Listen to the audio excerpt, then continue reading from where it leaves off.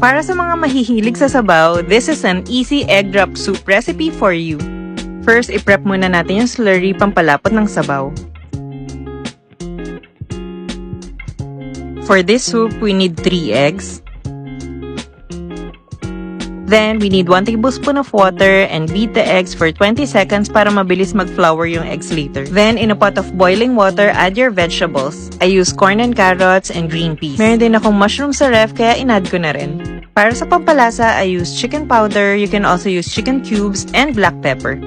Let it boil for around 5 minutes before adding the slurry. Add the slurry while mixing until makuha mo yung lapot na gusto mo.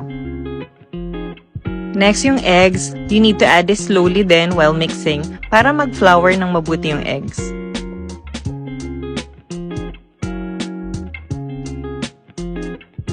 Once done, taste and i-adjust na lang yung seasonings according to your liking. For me, I added black pepper, 1 more chicken cube, and don't forget the sesame oil para mabango yung soup natin. Mix and let it boil for another minute. Finish off with lots of green onions. You can add more slurry if you want it thicker, pero this is okay na for me. My kids love this soup so much. Sa soup na to, may protein and fiber source na sila.